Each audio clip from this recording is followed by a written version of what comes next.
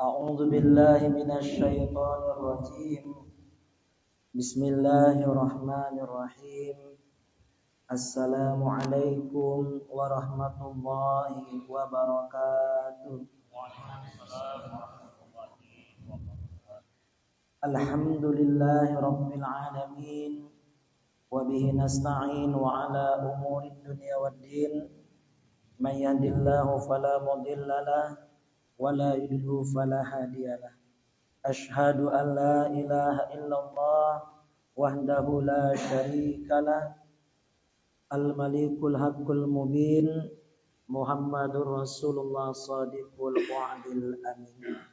سبحانك اللهم لا علم لنا إلا ما علمتنا وعلمنا ما ينفعنا وزدنا علما إنك أنت العليم الحكيم. Rabbi israh li sadri wa yassir li amri wahlul 'uqdatam min lisani yafqahu qawli. Wa ba'du, yang awak muliakan orang tuaku sekalian, ibu bapak, tuan dan puan, jamaah Masjid Tarbiyah rahimakumullah.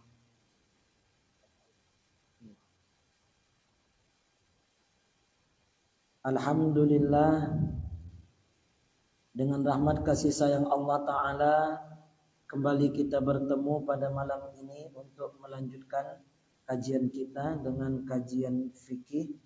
Faqala musannif rahimahullahu ta'ala wa nafa'ana wa iyyakum bi'ulumihi fid dharain. Amin ya rabbal alamin. Makasanya berkatalah al-musannif rahimahullahu ta'ala, wa yuta'akkadu aidan li tilawatil Qur'an aw haditsin aw ilmin syar'iyyin aw taghayyuri famin rihan aw launan binahmi naumi aw aklin karihin aw akli karihin aw sinnin binahwi syukratin wastiqazin min naumin ila akhir. Jadi tuan-tuan yang dirahmati Allah Ta'ala, sambungan kajian kita pada malam ini yaitu masih seputaran tentang sunnah wudu. Yang lalu sudah kita bahas sunnah wudu yang pertama tasmiyah, sunnah membaca bismillah, wajib indal Malik, diwajibkan menurut Imam Malik membaca bismillah, tapi mazhab Syafi'i sunnah saja bismillah. Diwajibkan juga inda Ahmad, Imam Ahmad mewajibkan bismillah ketika berwudu. Tetapi dalam mazhab Syafi'i sunnah. Kemudian yang kedua, sunnah wudu yang kedua yaitu membasuh kedua telapak tangan sampai pergelangan tangan. Kemudian yang ketiga fasiwakun, yaitu bersiwak. Antara membasuh kedua telapak tangan dengan siwak ini ada ikhtilaf di dalam mazhab Syafi'iyah antara Imam Romli dengan Imam Ibnu Hajar Al-Haytami. Imam Ibnu Hajar Al-Haytami berkata bersiwak dulu. Habis bersiwak baru membasuh kedua telapak tangan sampai pergelangan. Itu menurut Imam Romli. Bersiwak dulu. Tapi karena kita memakai kitab Fathul Mu'in, maka tentunya yang dipilih di dalam pembahasan ini adalah pendapat gurunya Imam Zainuddin, yaitu Imam Ibnu Hajar Al-Haytami.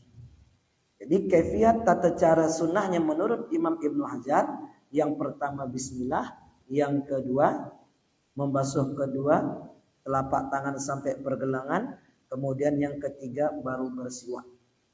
Niatnya cukup di awal saja. Niatnya ketika membasuh telapak tangan.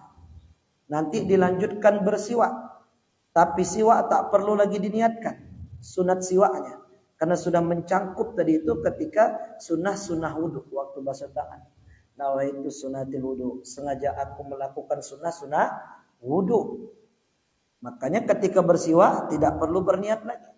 Ketika mutmadah juga tak payah berniat lagi. Ketika istinsak nanti masukkan air ke hidung atau menyedot air ke hidung, itu juga tak payah lagi diniatkan. Kenapa? Karena mencakup tadi niatnya sunnah wudunya secara global umum ketika membasuh kedua telapak tangan. Tapi kalau yang mengikuti Imam Romli, Imam Romli, kalau mengikuti Imam Romli, ini wajib niatnya terpisah. Artinya ketika bersiwak itu niat sunat bersiwak, ya kan? Kemudian basuh tangan, ya niat sunnah basuh tangannya lagi. Niat basuh telapak tangannya sunnah lagi, niat basuh telapak tangan. Tapi kalau mengikuti kaifiat daripada Imam Ibnu Hajar di dalam kitab Fathul Mu'in, niatnya dimasukkan ketika membasuh telapak tangan. Nawaitu sunnatil wudu. Sengaja aku melakukan kesunahan wudu. Siwak lanjut aja langsung siwak. Habis itu langsung mutmadah, kumur-kumur. Langsung saja istinsak. Ini perlu disampaikan supaya menjadi teranglah ya, jelas ikhtilaf antara satu mazhab ya. Antara Imam Romli dan Imam Ibnu Hajar. Nah, kemudian yang lalu, siwak itu hukumnya sunat muakkadah. Berdasarkan hadis Nabi ya, lau ana syuqa ala ummati la amartuhum bisiwaki inda kulli wudu'in ai amra ijab. Baik ya. Dalilnya itu jelas bahwasanya Rasulullah bersabda, kalaulah tidak memberatkan atas umatku, niscaya ku perintahkan mereka itu setiap kali hendak wudu, setiap kali hendak sholat. Dalam riwayat yang lain, hendaklah mereka itu bersiwak. Bahkan lantaran hadis ini ya, la amartuhum, gara-gara itu Imam Ahmad mewajibkan bersiwak ketika hendak berwudu. Ini wajib bersiwak itu indah Ahmad bin Hambal. Tapi dalam mazhab Imam Syafi'i, la amartuhum itu dimaknai ya yustahabu ai sunnah, yakni sunnah muakkadah. Al aslu fil amri lil wujub. Asal kalimat perintah itu mewajibkan. Tapi tidak wajib ya menurut Imam Syafi'i. Hanya sekedar sunat muakkadah.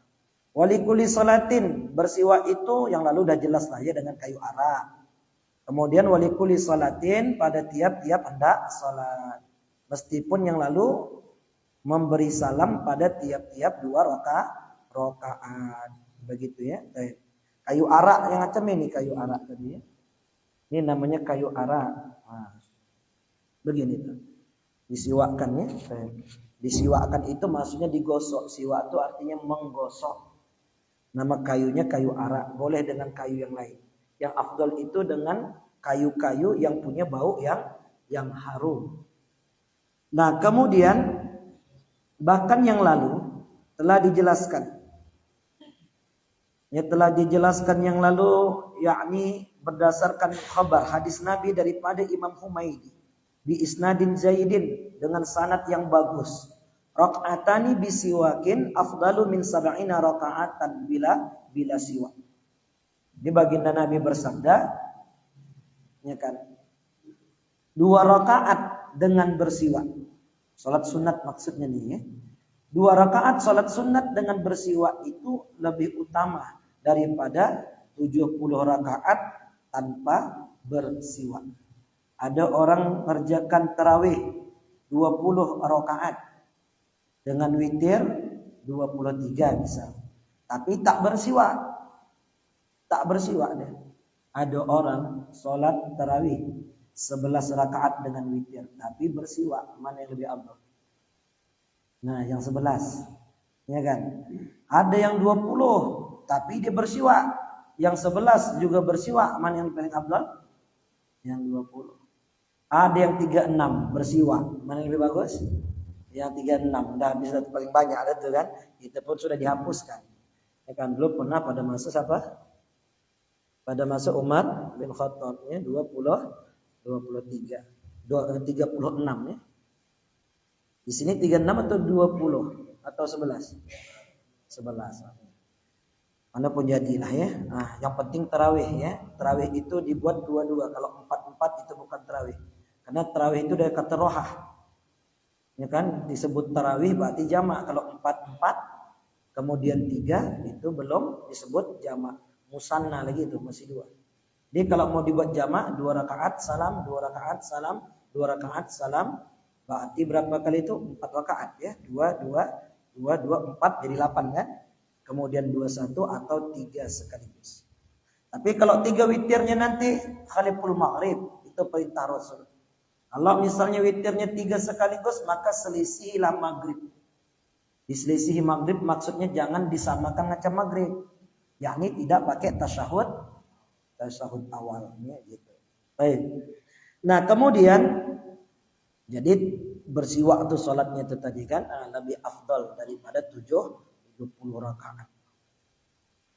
Nah kemudian yang lalu ya wa yuta'akkadu, ini sambungannya nih. Wa yuta'akkadu aidan litiwalatil Qur'an awi hadis. Dan disunat muakkadahkan juga bersiwak itu ketika hendak membaca Al-Qur'an, membaca hadis atau ilmin syar'in, atau hendak mengkaji ilmu syariat, atau ketika majlis taklim seperti ini ya, membaca kitab misalnya. Kemudian au taghayyuri famin, atau mulutnya itu berubah baunya itu ya kan, au launan, atau warnanya binahwi naumin, sebab tidur, au akli karihin, atau karena memakan makanan yang berbau, au sinin binawi supratin, atau giginya berubah menjadi kuning, au istiqazin min naumin, atau bangun dari tidur. Jadi banyak nih ya kan, banyak tempat-tempat di mana kita disunahkan untuk bersiwak. Itu makanya lebih mudah membawa kayu arak ketimbang alat-alat sugi atau alat siwak yang lain. Apalagi itu berus gigi ya kan, mana mungkin kantungi berus gigi, apalagi sama Pepsodentnya. Ya kan berbuih mulutnya ketika tidak sholat. Jadi kayu arak lah. Jika tak punya kayu arak, boleh dengan sobekan kain, ya kan? Begitu, dengan sobekan kain. Dah kita kaji yang lalu ya. Baik. Nah kemudian katanya di sini, wa iradatihi wa dukhulil masjid. Ketika hendak masuk ke dalam masjid nih, masuk masjid terbiah, sunnah siwak. Wa manzilin, masuk ke dalam rumah sendiri atau rumah orang lain. Ya kan, tentunya kalau rumah orang lain tentunya ya kan ada adab di situ. Ketika kita sampai ke rumah orang lain, cukup 3 kali saja salamnya. Salam yang pertama, salam yang kedua, salam yang ketiga tiada jawaban, maka parpaduh tinggalkan rumah tersebut. Jangan manjat-manjat dari jendela, jangan manjat-manjat tiang, ya kan, ngintip-ngintip ada dia orangnya. Jadi dalam Islam tuh adab bertamu ada, adab melayani tamu juga ada. 3 kali aja ya. Assalamualaikum, punten, ya kan? Assalamualaikum, anybody home? Assalamualaikum, ada orang di dalam? Tak ada juga jawab. Dah parpaduh tinggalkan aja. Kalaupun ada berarti dia tidak mau menerima, tak mau menerima tamu, ya kan? Takut dia nanti tak bisa melayani tamu. Malas dia melayani kan? Karena kan memang Rasulullah kan pernah bersabda ya. Baginda Nabi bersabda, "Man kana yu'minu billah wa biyaumil akhir falyukrim dhaifahu." Siapa yang beriman kepada Allah Ta'ala dan beriman kepada hari akhir, falyukrim dhaifahu, maka hendaklah dia memuliakan tamunya. Gitu ya. Kadang ada juga tamu jinak atau tamu jinak. Bukan yang punya rumah itu tak mau memuliakannya. Tiap malam, itu namanya tamu jinak. Ya kan, hari pertama datang dia dihidangkan susu. Malam besok datang lagi kopi. Malam besok datang lagi ngedor tiap malam. Ya kan, air teh. Malam besok air putih. Ya kan? Malam besoknya lagi tak dihidangi air. Rupanya ngamuk bininya. Asyik dia yang ke rumah nih, bang, habis gula tuh dia aja. Marah jadinya, bertengkar orang tua sama istri. Makanya hadis itu jangan dibaca satu aja. Ya kan, bagi si tamu harus pegang, ada punya sanad juga. Ya kan? Itu sanad tadi itu bagi penerima tamu. Fal yukrim defahu, bagi yang di rumah, yang menyambut. Tapi bagi kita yang berkunjung, sanad kita kepada Rasul itu jurhiban tasdad hubah. Terlampau sering bertemu membuat orang bosan. Tiap malam asal bedik mata mukanya tengok. Besok pagi dia lagi, besok habis gula sama teh toto dia aja. Ya kan, makanya dianjurkan Nabi itu jurhiban tasdad hubah, jangan terlampau sering. Seminggu sekali, 4 hari sekali, 3 hari sekali. Jangan setiap malam, ya, karena bisa membuat orang jemu. Itu bukan kata atau kata siapa? Sabda Rasulullah. Jadi masing-masing ada pegangan aman tuh. Bagi yang menerima tamu, ya kan, falyukrim daifahu, memuliakan tamu. Bagi yang bertamu itu zurhibban tasdad hubba. Jadi adil dia tuh. Ya, jadi adil begitu.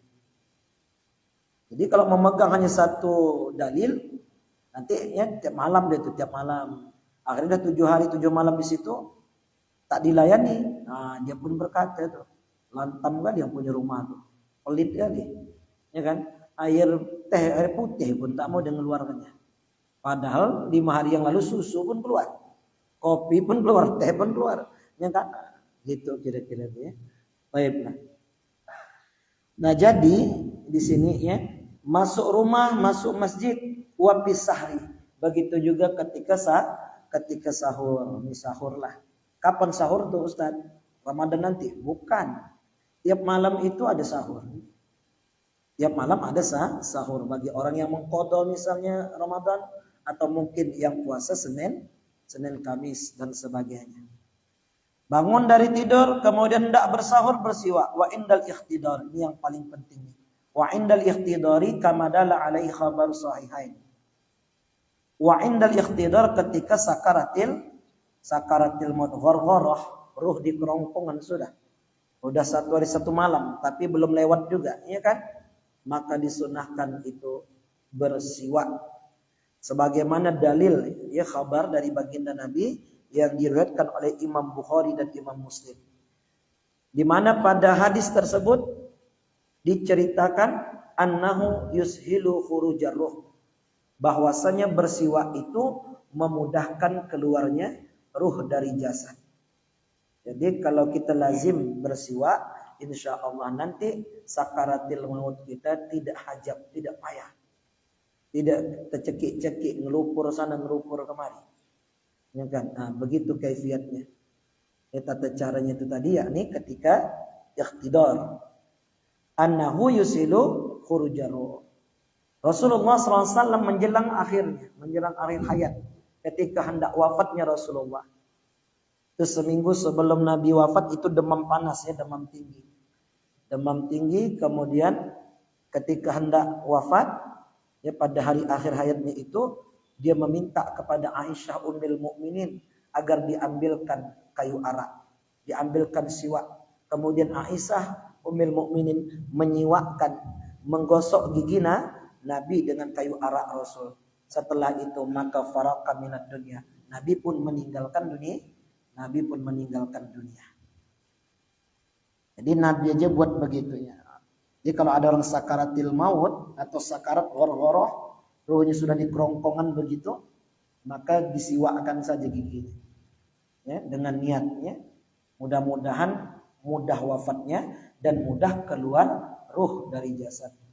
Tak perlu pakai daun-daun kelor, ya kan, ataupun segala macam lah itu kan daun kelor.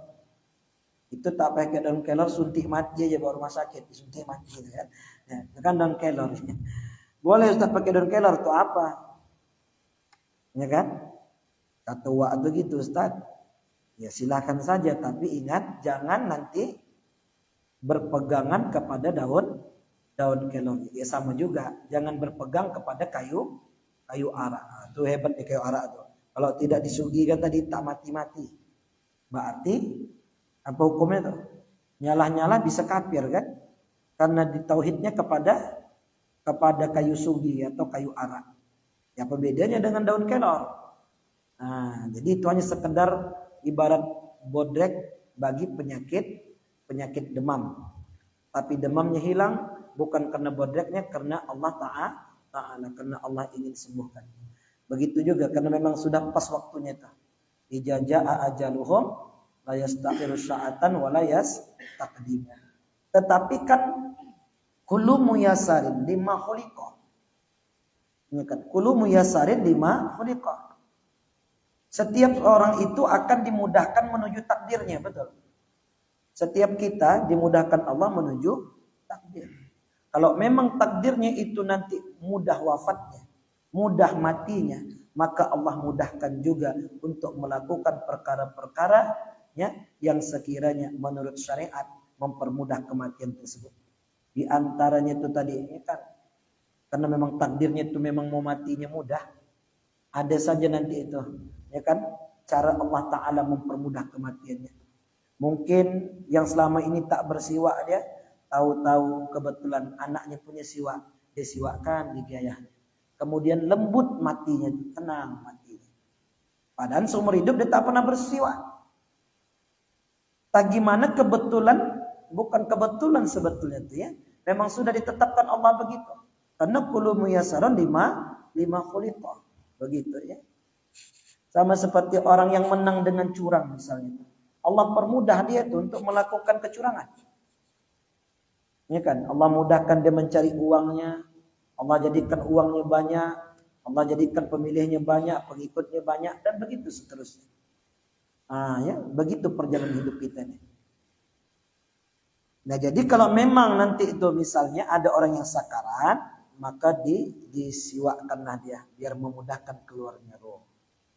Tapi kalaupun mau dipukul dengan daun kelor juga, ya silakan juga, asalkan jangan bergantung kepada daun kelornya. Cuman daun kelor tuh kalau dipukul-pukul kan itu tak ada dalilnya. Kalau kayu arak kan ada. Mana ndak ikut yang pakai dalil atau yang tidak? Yang pakai dalil yang kita ikut ya, ittiba' li Rasul. Mau tercekek pun matinya, paling tidak sudah melakukan kesunahan, ini kan. Tercekek pun misal matinya udah bersiwak tapi kok tercekek tak masalah. Yang penting sudah melakukan ini kan kesunahan, sama seperti kita meminta kepada Allah. Tak terkabul apa yang tidak kita pinta, tak masalah. Yang penting kita sudah melakukan ibadah. Walaupun tak dikabulkan, tak diberi apa yang kita pinta, tapi kita sudah mendapatkan pahala. Apa tuh pahalanya? Pahala akhirat, yaitu berdoa meminta kepada Allah. Kita sudah benar memintanya kepada Allah. Masalah qabul itu urusan Allah Ta'ala. Jadi meskipun tak terkabul, tapi kita sudah mendapatkan ya kan ganjaran daripada apa yang kita lakukan, yaitu ad-du'a'u wal ibadah. Doa itu ibadah. Jadi tak ada ruginya ya. Nah kemudian dia khurujur ruh lah, ya banyak manfaat siwak nih. Mudahkan keluar roh. Kemudian nanti malaikat mendatanginya dengan wajah yang elok, wajah yang bagus. Kemudian melempangkan tulang punggung. Kemudian menghindari daripada penyakit kusta dan seterusnya, itu banyak fadilah ya. Fadilah keutamaan daripada bersiwak. Baik. Nah, kemudian apa sambungnya itu, Pak Iwi? Wa akhadha ba'duhum min zalika ta'akkudahu limaridi wa yambaghi ayyawiya bisiwaki sunnata liyusaba alaih wa yabla'a riqahu awalas yakihi wa alla yamussahu. Kemudian wa akhadha ba'duhum, berdasarkan riwayat di atas, maka banyaklah ulama, sebagian ulama itu ya, berdasarkan hadis tersebut yang kita sebutkan tadi, memudahkan keluarnya ruh, ta'akkadahu limarid, mereka menyunahkan, yakni sunat muakkadah juga, limaridin, bagi orang yang sakit. Wa yambaghi ayanuya, kemudian tentunya bersiwak itu hendaklah dimulai dengan niat ya, kesunahannya liyusaba alaih, agar mendapatkan pahala. Karena innamal a'malu binniyat, segala amal ibadah itu tergantung niat. Pagi sikat gigi, siang sikat gigi, sore hari malam sikat gigi, tapi tak berniat. Dalam mazhab kita, mazhab Syafi'i, tentunya tidak berbuah pahala. Giginya bersih tapi tak dapat pahala. Dalam mazhab Syafi'i, supaya dapat ganjaran pahala, yakni dengan niat, innamal a'malu binniyah. Gitu ya. Nah kemudian ini ya, wa yabla ariqahu awalastiyaqihi. Kemudian sunnah menelan apa tuh? Menelan air ludah. Air ludah yang tadi kita pakai bersiwak yang pertama kalinya. Yakni pertama kayu arak kita masukkan ke dalam mulut, kita gigit. Kemudian airnya itu bercampur dengan ludah. Maka sunnah bagi kita untuk menelannya.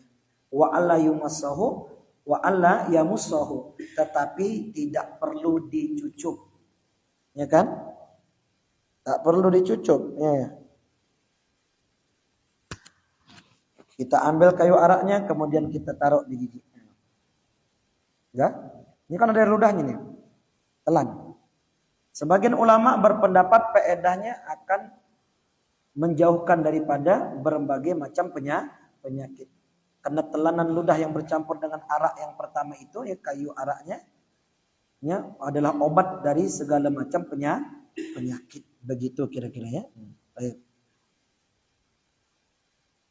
Wah, ini sunnah aja nih ya, makanya karena sunnah tuh kalaupun tak bersiwak apa-apa ya, nah, kalau dapat pakailah. Faedahnya tadi kan ngeri itu ya.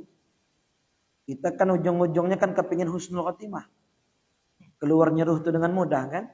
Maka oleh sebab itu orang tuaku sekalian, tuan-tuan yang dirahmati Allah, ya kan, kalau dapat pakai kayu arak lah ya, beli murah harganya 8.000 7.000, habisnya tuh 2 bulan 3 bulan, bisa setahun kalau tak dipakai-pakai. Ya.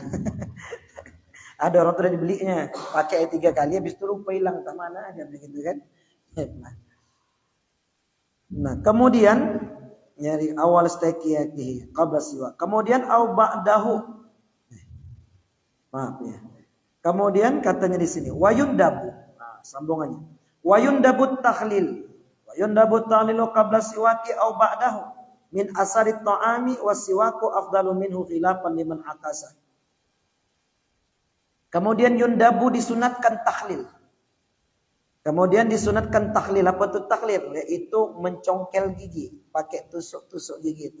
Mentakhlil. Yang dicongkel, yang ditusuk itu celah-celah gigi. Akibat adanya sisa makanan misalnya. Ya bekas sisa makanan dan sebagainya. Au ba'dahu. Atau setelah bersiwak. Boleh sebelum bersiwak nyongkel celah-celah gigi, takhlilnya. Boleh juga setelah bersiwak. Kalau hanya punya satu atau hanya satu di antara keduanya, takhlilkah atau siwak, maka yang paling afdal adalah wasiwaku afdalu minhu. Khilafan liman akasa, beda pendapat dengan ya pendapat yang sebaliknya itu Imam Romli. Ya kan? Apa tuh? Congkel aja dulu. Kenapa mencongkel? Karena ada sisa makanan. Itu alasannya. Tetapi Imam Ibnu Hajar bersiwak saja. Misalnya congkel gigi harganya 5.000. Kayu arak 5.000. Duit cuman 5.000. Pilih yang mana nih? Congkel gigi atau kayu arak? Kayu arak. Kenapa kayu arak? Ngikut kitab Fathul Mu'in. Gitu katanya, memang begitu katanya. Tapi kalau kita kaji lebih dalam, maksud dari masayikhuna, maksud daripada Imam Ibnu Hajar, yakni kalau bersiwak mencakup takhlil, tapi takhlil tidak mencakup bersiwak. Karena kan kalau kita bersiwak, takhlil juga itu mencakup takhlil. Nah, ini dia kan berbulu-bulu nih. Ya kok kita gini kan, kan sampai juga ke celah-celah. Giginya kena, celah-celahnya juga kena jarum-jarumnya nih. Ya kan? Begitu. Makanya lebih afdal mana kita ikuti? Lebih afdal bersiwak daripada takhlil jika hanya melakukan satu kesunahan di antara keduanya itu. Afdalnya bersiwak takhlil. Tapi kita hanya melakukan satu aja. Takhlil ustaz atau siwak, mau ngambil yang satu aja, pilihlah bersiwak. Karena siwak itu mencakup takhlil, mencongkel juga.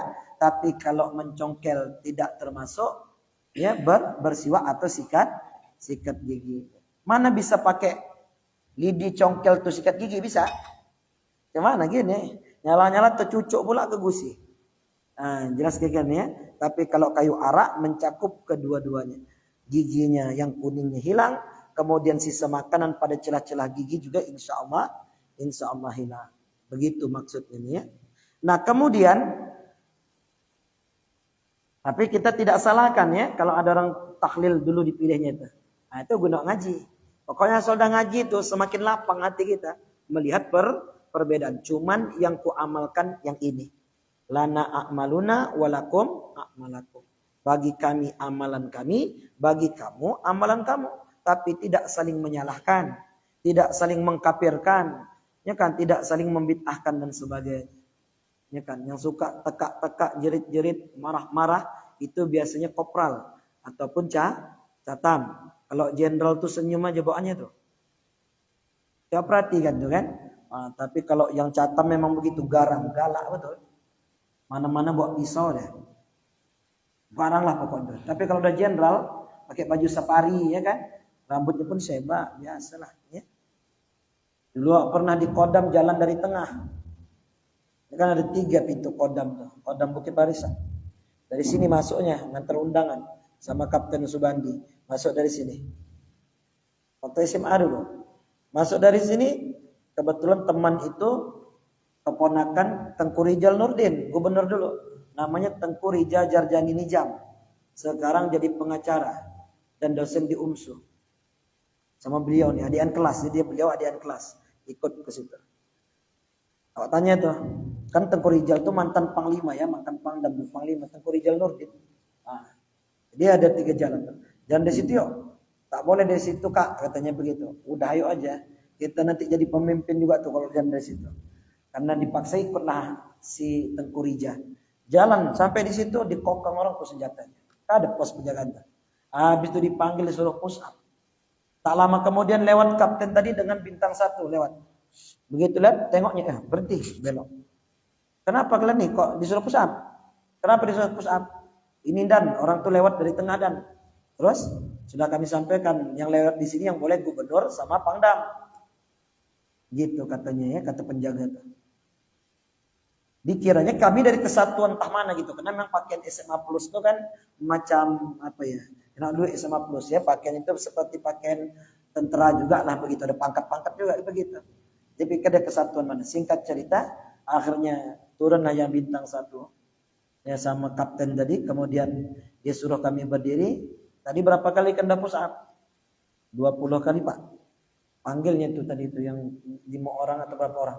Kalian push up 2 kali 5. Berarti 20 kali 5 berapa? 100 kali. Kami ngitungnya 1. Nah, begitu. Ternyata kalau atasan itu lebih lembut daripada yang bawahan. Jadi kalau yang suka ngerampang, suka ngapirkan bid'ah kan tuh, anggap aja kopral ataupun catamnya gitu aja ya. Asal beda sedikit dengan perbuatannya, tak betul tuh, yang betul. Mana boleh? Ada perbedaan mazhab 4 mazhab, bahkan 10 mazhab. Mau ditotalkan semua mazhab ini 13 dengan mazhab Syiah, ya kan? 13. Tapi yang kita masyhur kita ikuti 4 saja lah. Kan begitu. Bahkan dalam satu mazhab, dalam mazhab Syafi'i pun ada perbedaan seperti ini tadi. Dan sebab itu hendaklah kita berlapang dada saja.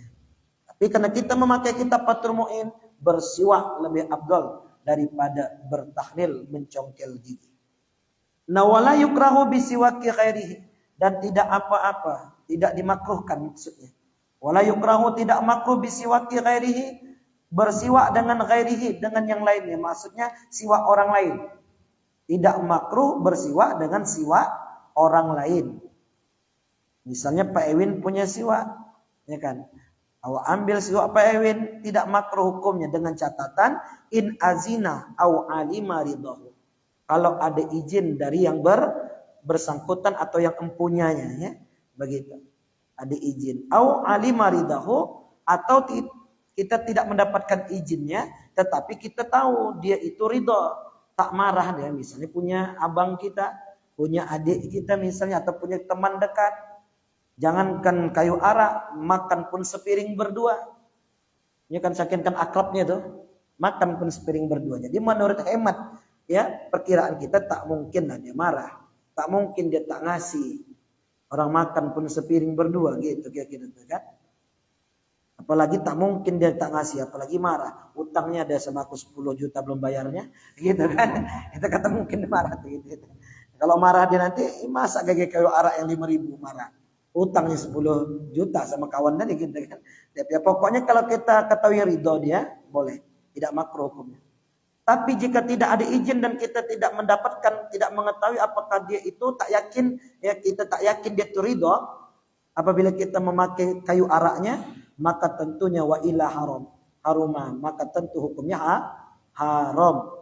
Ta'zimi milkil ghairi, seperti mengambil milik orang lain, malam tajri adatun bil iradi anhu, selama tidak bertentangan dengan hukum adat. Ya, hukum kebiasaan. Tapi kalau di kampung kita sini, di kampung kita lah, adakah yang mau memakai kayu arak punya kawannya? Nggak ada kan? Berarti bertentangan di sini nih kan? Nah, kalau memang bertentangan terus apa pakai? Beli aja sendiri masing-masing. Tapi zaman sahabat dulu begitu. Sahabat tidaklah seperti kita. Memang mereka itu umat pilihan lah ya. Kuntum khairu ummah ukhrijat linnas ta'muruna bil ma'ruf wa tanhauna anil munkar. Itu bukan kita, itu sahabat. Ya kan? Kalau kita mana ada begitu? Istimewa ulama aja kita abaikan. Ya kan? Istimewa ulama saja kita abaikan. Mana mungkin tuh kan? Ini sahabat dulu lah nih, sahabatnya kan. Walaupun begitu kita kan tetap yang terbaik itu di mata Rasulullah. Karena Rasulullah rindu kepada kita itu kan. Karena kita tak pernah melihat Nabi, tak pernah berjumpa Nabi. Tetapi kita rindu kepada Nabi. Kita ikuti Nabi semampu kita. Betul. Untuk itu kita punya nilai tambah dan kemuliaan di mata Rasulullah. Ya kan? Kita disebut ikhwan, saudaranya Rasul. Sahabat bertanya, apakah kami ikhwan yang makan pertama kali itu meminum di telaga haudmu ya Rasulullah? Bukan. Antumul ashab, kamu tuh sahabatku. Nanti yang pertama minum siapa? Ikhwani, saudara-saudaraku. Siapa mereka itu ya Rasul? Ya kan? Siapa mereka ikhwan itu? Yaitu orang-orang yang datang setelahku. Mereka tak pernah melihatku. Ya kan? Walam yarauni, mereka tak pernah melihatku, tak pernah memandangku, tetapi amantubi, mereka beriman kepadaku. Itu kelebihan ya kita di akhir zaman atau sebagai umat yang terakhir. Kita ini tuan-tuan umat yang terakhir. Habis ini tak ada umat lagi. Kan kita ini umat yang terakhir. Setelah ini tidak ada umat lagi, tidak ada nabi lagi.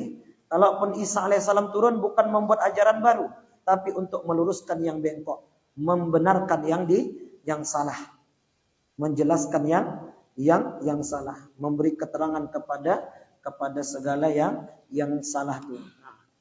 Jadi bukan membawa ajaran baru. Jadi sahabat itu dulu begitu. Semua sahabat itu waktu perang Tabuk ini kelaparan. Hanya ada kalau satu batang roti yang gede itu. Ini semua nih sahabat ini lapar, ada 50 orang kelaparan. Ada satu roti. Tapi ketika sudah mendapatkan roti, apa kata satu sahabat yang lain?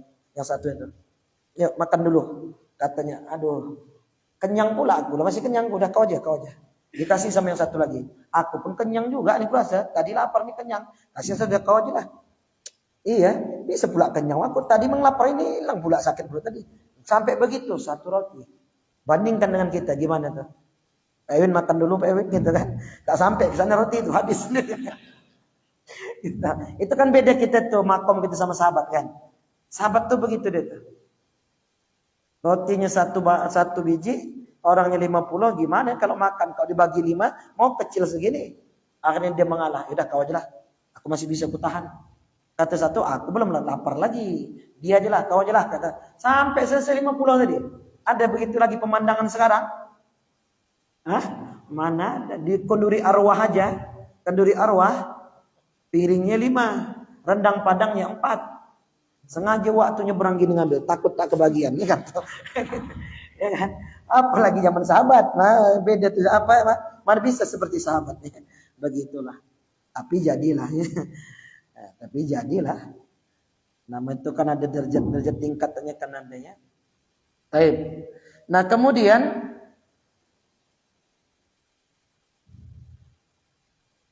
wa yukrahu lisoim, dan dimakruhkan. Tadi tidak makruh memakai siwak orang lainnya kalau dapat izin dan diketahui ridhonya, begitulah. Dan selama tak bertentangan dengan hukum adat, hukum kebiasaan lah.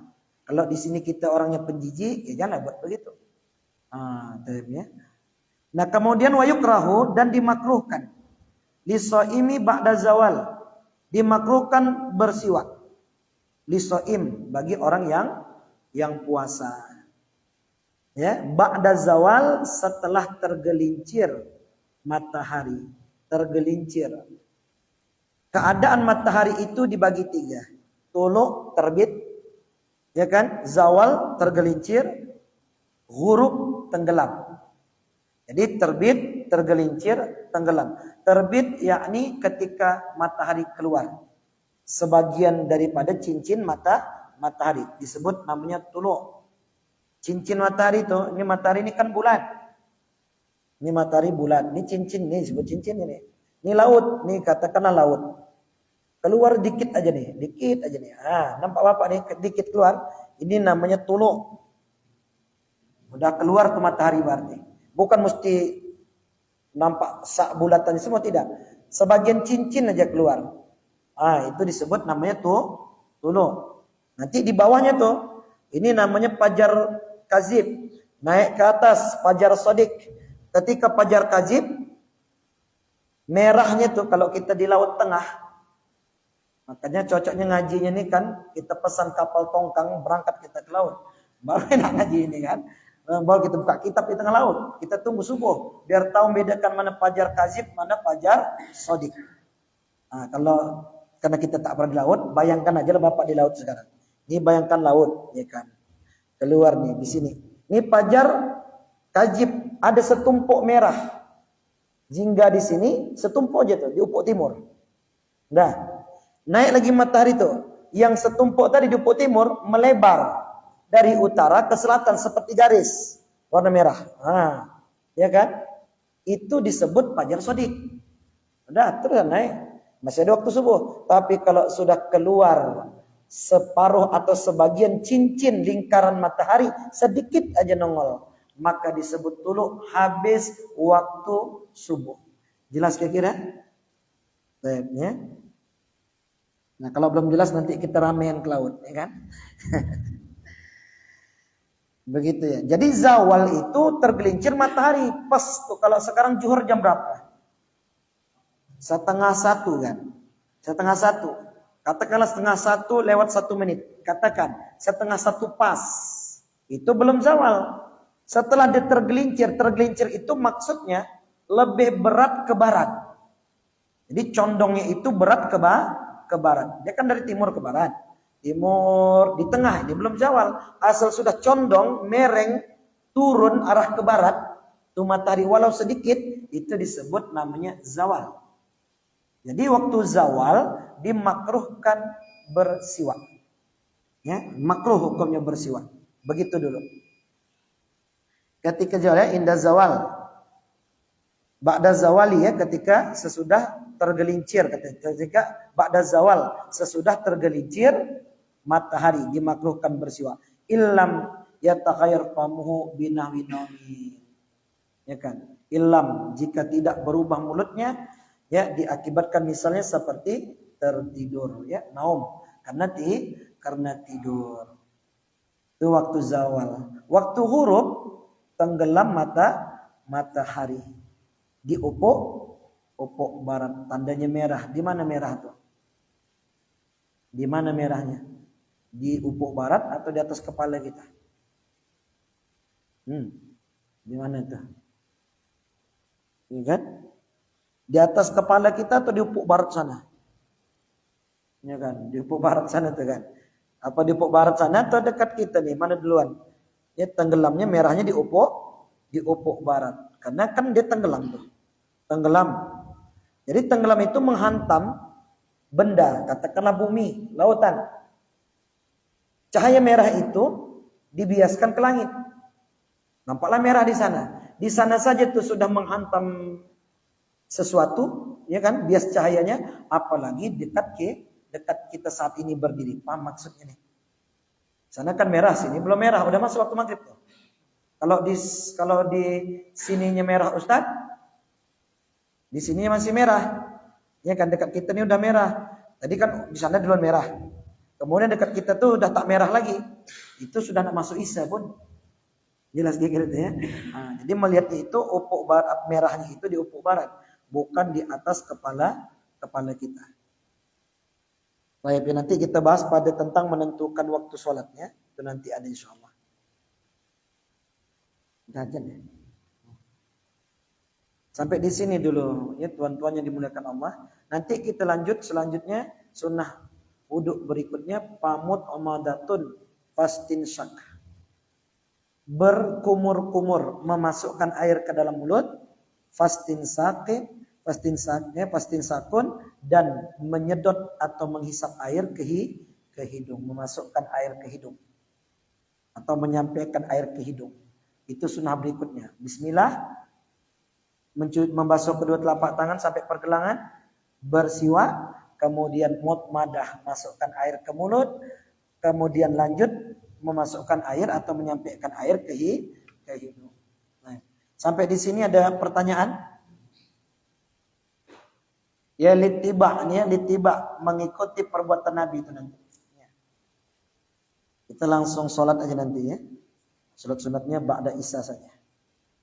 Ini ada pertemuan sekali lagi.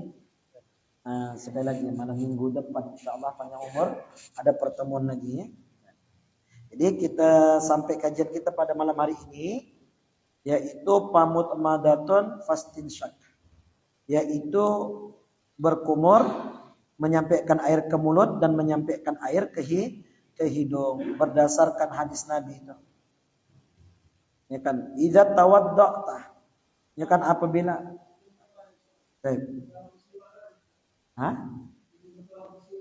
sudah. Iya. Iya. Kalau pada bulan Ramadan atau sedang dalam keadaan puasa lah, tak mesti Ramadan, Senin Kamis misalnya atau nisfu Sya'ban kemarin, kita berpuasa apa sudah tergelincir matahari, ya kan? Makruh kita bersiwak. Tapi dalam kitab Fathul Mu'in, illam yatagharar famuhu. Kalau mulutnya itu tidak berubah, misalnya bau binahwi naum karena sebab tidur. Kalau bau Ustaz, bolehkah bersiwak? Walaupun sudah tergelincir matahari, boleh. Menurut siapa? Menurut pendapat Imam Nawawi. Tapi jika dikhawatirkan lantaran bersiwak tadi khawatir, ikhtiyat untuk hati-hati. Khawatir kita tertelan sisa ludah yang bercampur cairan arak atau mungkin bulunya tertelan.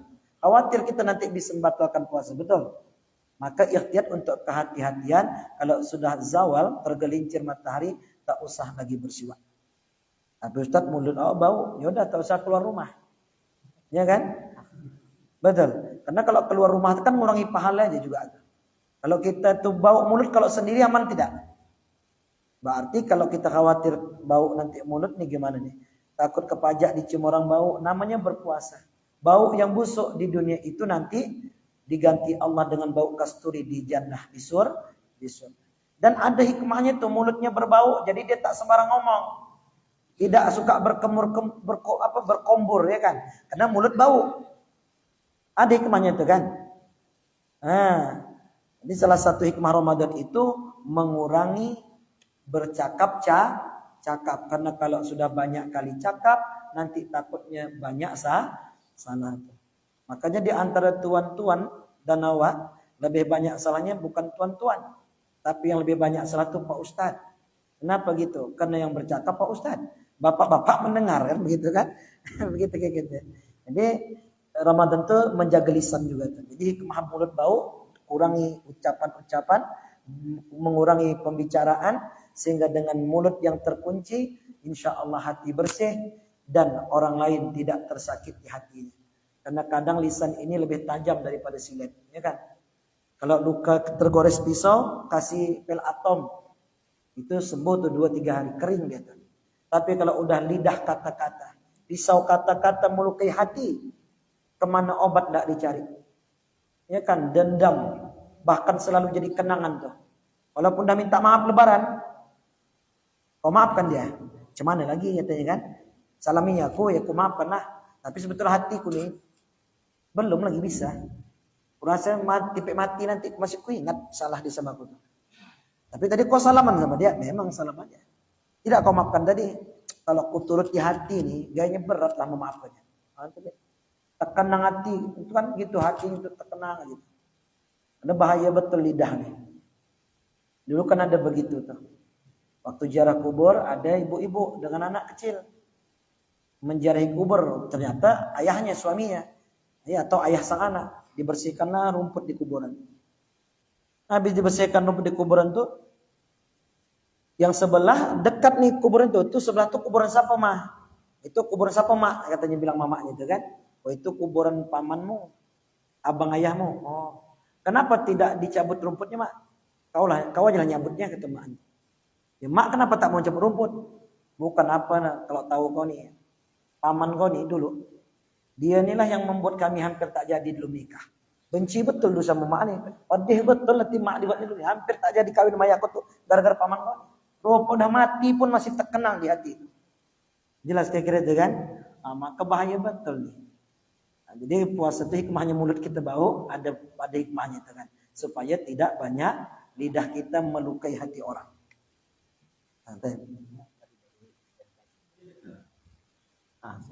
Bentar lupa. Apa ini?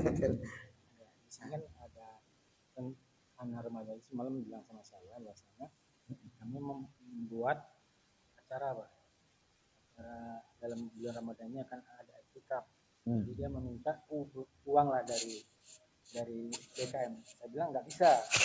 Ini uang masjid, khusus untuk masjid aja. Kalau mau ceramah pengaji udah nggak apa-apa, bisa dikeluarkan. Jadi sebenarnya ini Ustaz, uang masjid ini khusus untuk di mana? Kekhususan infak masjid.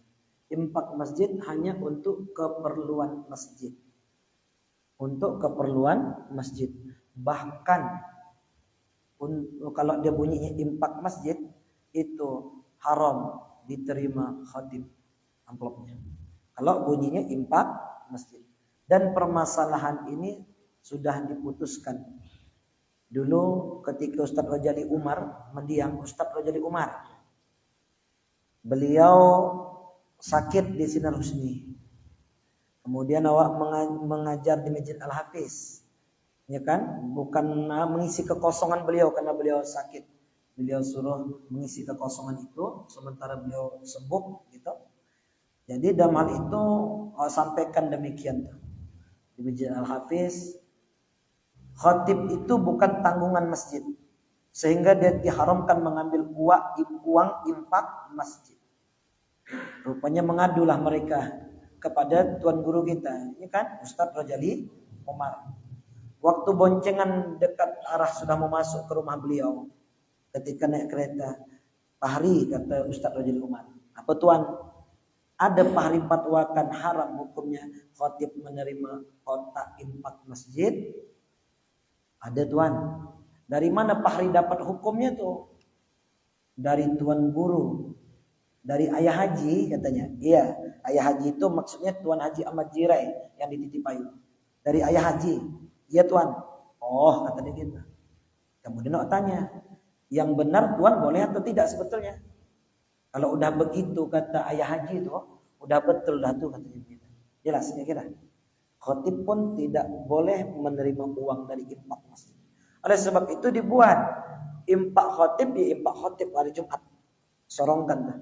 Atau taruhkan di depan khusus infak khatib. Ya kan? Itu Ustaz Rajali Umar bertanya langsung. Dari mana Pak Hari itu menetapkan begitu? Sanadnya itu kemana? Tuan Haji Ahmad Jirai. Ayah haji itu katanya. Ya. Jadi Tuan gimana yang betulnya? Udah betul. Kalau udah dia bilang begitu, udah betul lah udah tuh kata Ustaz Rajali Umar. Jelas kira-kira? Jadi yang ditanggung masjid itu boleh. Seperti lampu masjid. Bahkan masjid taklim begini pun, ya kan ulama sampaikan tuh. Pengajian di masjid tidak bisa mengambil kotak infak masjid. Ya kan? Harus memang masjid. Lampu masjid, kaca masjid, karpet masjid, apa lagi itu? Berlebih Ustaz suruh uangnya gantikan nanti itu. Tiang masjid itu perak. Berlebih lagi ganti emas tuh kubah atas itu. Ya kan, atau pakai remote airnya itu ganti otomatis begini aja. Macam di Alam Malaysia Kuala Lumpur kan? Gini kan keluar air itu. Gitu. Apalagi duit masjid diberikan untuk anak yatim. Di masjid itu diberikan tidak begitu. Maksud kita memang baik, betul. Tujuan kita kan bagus, Ustaz. Memang, tapi caranya salah. Seperti yang saya sampaikan tuh, ra'al qirdu sama, seekor monyet melihat ikan yang sedang tengungup dekat selokan air yang surut. Begini-gini kata kata monyet di atas pohon kayu, kasihan kali tengok ikan. Maksud monyet menyelamatkan ikan. Dia pun turun dari pohon berombang, kemudian dia tangkap ikan, dia letakkan ke pinggir benteng. Kira-kira betul tidak tuh perbuatan monyet ini? Maksudnya bagus, tapi caranya salah. Jelas kayak gitu. Di sekarang ini begitu. Masjid dijadikan hotel, ada penginapan lagi di dalam dengan alasan untuk orang musafir.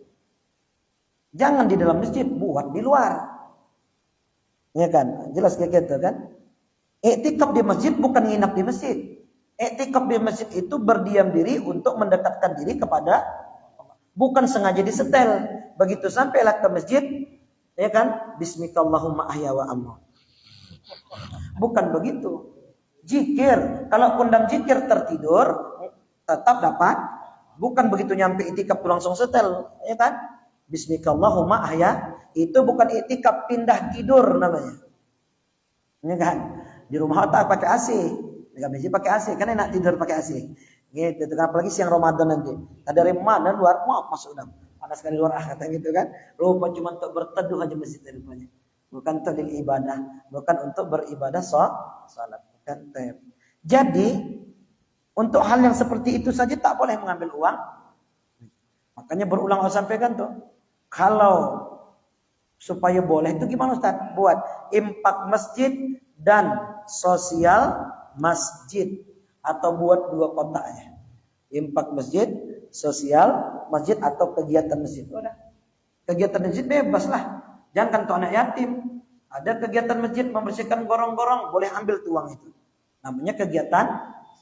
Tapi kalau impak masjid, harus kita jelaskan maknanya itu ya. Hanya boleh untuk masjid saja. Jelas kayak ya. Allah alam bisa. Jangan kalau tanya Pak Ewin tuh. Ini dari masjid ini, Pak Ewin masih ada saksi ini. Ini amplopnya dari impak masjid, atau dari orang perorangan, atau dari kumpul gimana. Kalau dari masjid tuh saja Pak Ewin. Masih ada Pak Ewin, ya kan? Tapi kata Pak Ewin dari si Anu, udah, kalau terima. Tapi kalau dari masjid tak usah, ya. Ada lagi tadi ya kakek ya, maaf ya, kita ringkas saja kan.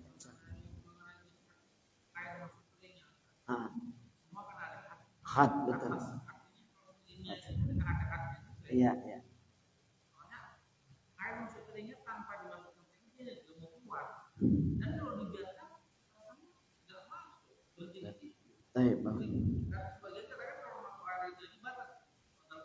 Benar. Bagus ya. Memasukkan air daripada rongga, baik dubur, kubul, mulut, hidung, telinga. Tapi kan ada batasan. Batasan mulut mana? Ramadan, tenggorokan. War-waran ini anak lidah ke depan itu batas itu. Makanya Ramadan boleh kumur-kumur tak boleh. Cuman dikhawatirkan nanti gitu ya kan masuk. Itu namanya menyengaja. Kan menyengaja tuh. Beda jadi kayak mandi tak gimana bisa masuk air tertelan. Tapi kalau kita ambil air masuk ke kumur tertelan, itu tak dimaafkan. Karena memang tempatnya itu, karena kenapa? Karena ketika itu dia sedang bermain-main di pinggir jurang. Tahu maksud main di pinggir jurang? Main di pinggir jurang.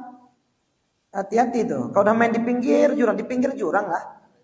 Itu takut terpleset. Makanya ketika Ramadan, walaupun hadnya itu tadi, kata Imam Romli, walaupun hadnya itu tadi kerongkongan, anak lidah itu, tetapi ketika Ramadan berkumurnya tundukkan begini. Jangan. Gitu tuh. Tapi gini, umurnya ke bawah. Begitu juga had kuping. Mana batas had kuping? Batas had kuping itu mana? Ya kan? Sampai kepada gendang telinga. Had kuping itu.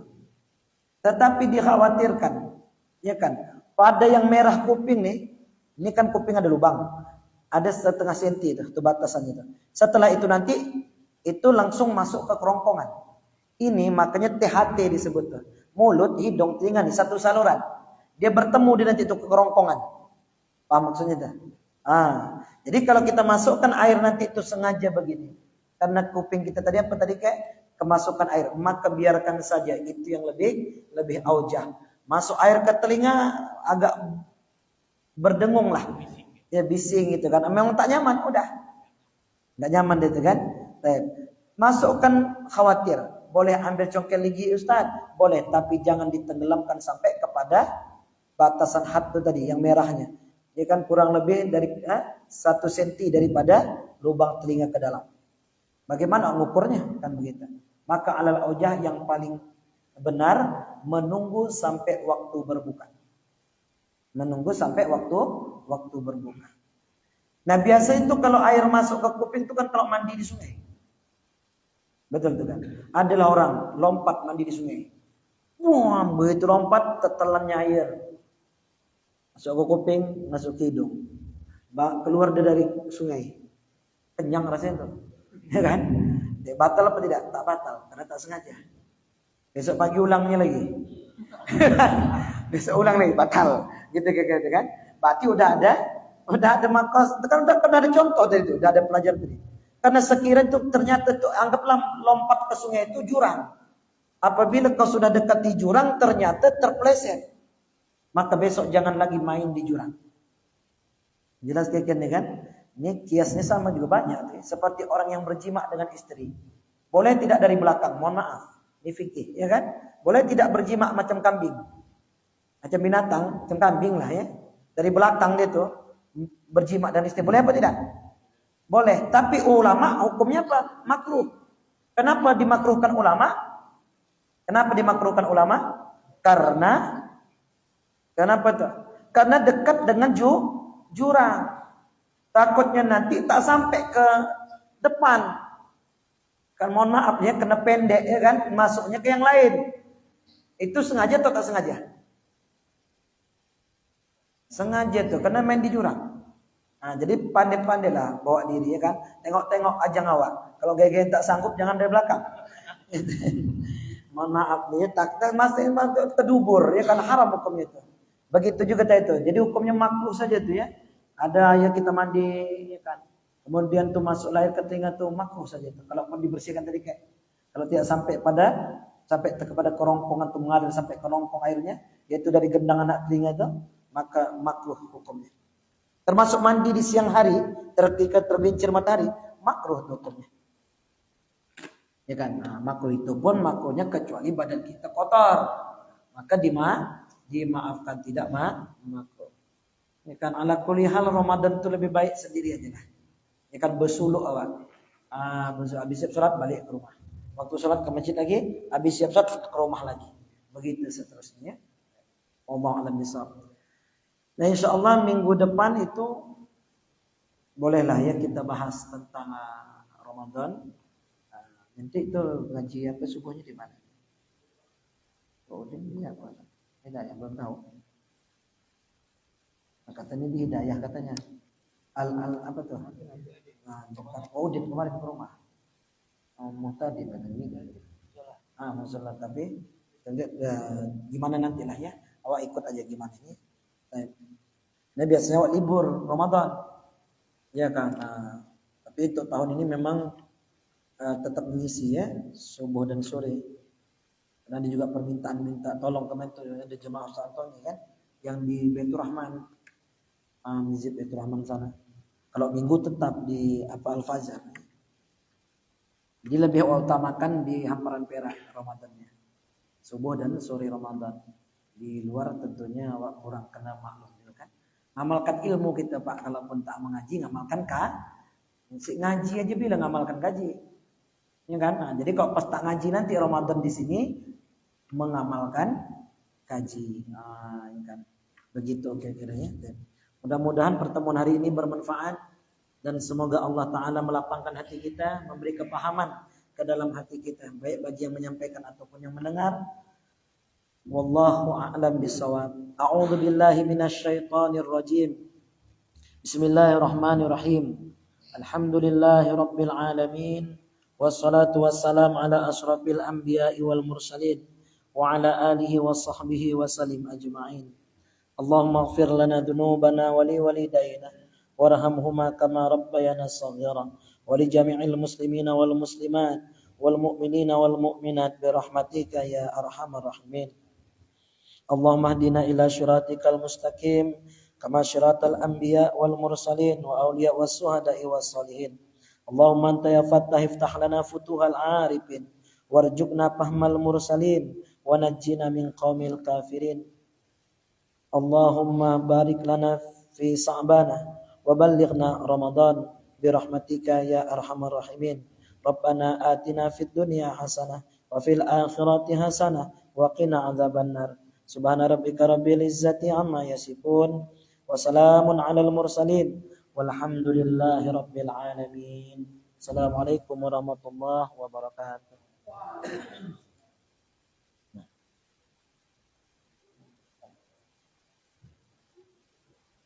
FFP